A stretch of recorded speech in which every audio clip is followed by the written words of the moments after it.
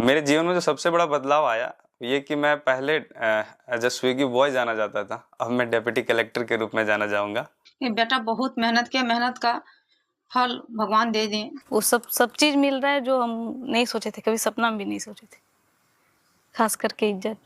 आर्थिक तंगी, संसाधनों की कमी और जिंदगी की तमाम मुश्किलों को पीछे छोड़कर सूरज यादव ने झारखंड पब्लिक सर्विस कमीशन यानी जेपीएससी की परीक्षा में 110वीं रैंक हासिल की है। इकोनॉमिकली बोला जाए तो मैं काफ़ी वीकर सेक्शन से बिलोंग करता हूँ, तो वो चीज़ मेरे जीवन में काफ़ी रहा, शुरू से ही बना रहा है मेरे जीवन में।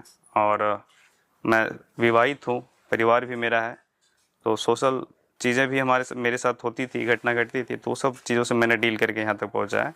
साल 2017 में ग्रेजुएशन करने के बाद एक कॉल सेंटर में जॉब करने वाले सूरज यादव का विवाह उसी साल पूनम कुमारी से हुआ। लेकिन गिरिडीह जिला के कपिलो पंचायत के निवासी सूरज यादव का सपना डीएसपी बनने का था, जिसके लिए वो जेपीएससी की तैयारी करना चाहते थे। मेरा जब विवाह 17 में हुआ था, तो उस वक्त मुझे देखने के लिए जो मेरे फादर इन लॉ जब आए, तो उन्होंने बोला कि आप आगे क्या करोगे, तो मैंने बोला था मैं जेपीएससी की तैयारी करूंगा। तो विवाह हो गया तो मैंने वाइफ से बात की कि मुझे आगे पढ़ाई करनी है और मुझे जेपीएससी के लिए तैयारी करनी है। वो बोले क्या करे बताओ, तुम ही बताओ, पढ़ने जाएं या फिर कमाने जाएं।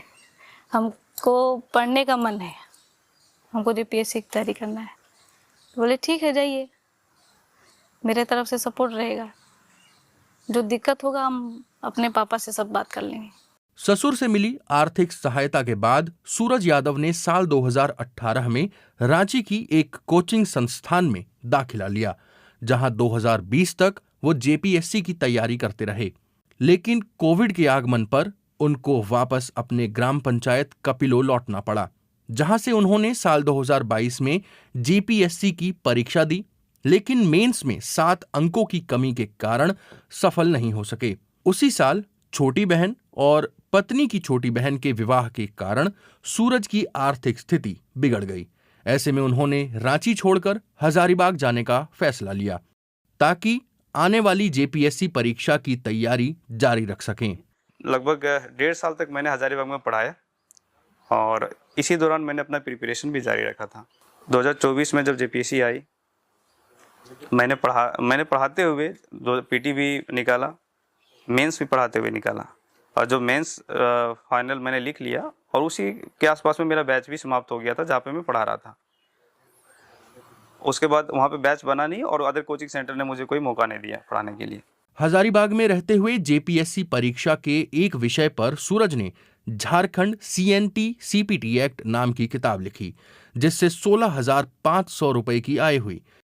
लेकिन हजारीबाग की कोचिंग में काम न मिलने के कारण सूरज अपने दोस्तों के मशवरे पर रांची वापस चले गए। इसके साथ वो एक छोटी सी आमदनी की तलाश में थे, ताकि पढ़ाई का खर्च चल सके। बिगड़ती आर्थिक स्थिति से निपटने के लिए सूरज यादव दोस्तों की सहायता से डिलीवरी बॉय बन गए। दोस्तों ने ही बोला कि आप कुछ ऐसा काम कर लो जिससे आपकी आजीविका भी चल जाए और आप पढ़ाई भी कर सकते हो। तो मेरे दोस्तों ने ही इसमें मेरी मदद की। उनका स्कॉलरशिप का पैसा आया था, राजेश और संदीप का। उन्होंने दोनों दोस्तों ने मिल करके मेरे लिए बाइक खरीद दी और धनतेरस के नेक्स्ट दिन से ही मैंने स्विगी चलाना शुरू कर दिया। इस दौरान सूरज ने एफआरओ और एसीएफ की प्रीलिम्स परीक्षा भी दे दी, लेकिन मई 2025 में 2024 की जेपीएससी मेंस का परिणाम घोषित हुआ और इंटरव्यू के लिए सूरज का चयन हो गया। रिजल्ट 25 जुलाई को प्रकाशित हुआ था, तो मैं उसे 3 बार क्रॉस चेक किया ताकि मैं ये कंफर्म हो जाऊं कि मेरा ही रिजल्ट हुआ है। और जब रिजल्ट देखा तो मैं काफ़ी भावुक हो गया था, और उसी समय मैंने पहला जो कॉल मैंने किया अपनी वाइफ को किया था। मतलब बहुत भावुक हो चुके थे हम दोनों। वो उस वक्त मुझे सांत्वना दे रही थी और जो एक बात बोली कि अब हमारे दुख के दिन चले गए, आप क्यों रोते हो। हम लोग को बहुत आनंद आया, आनंद से खुशी बहुत आया, गुस्सा आया, लेकिन खुशी के आंसू आ रहे थे। तो हम अपने अपने से अंदर से हम संभाल रहे थे कि बेटा बहुत मेहनत किया, मेहनत का फल भगवान दे दें।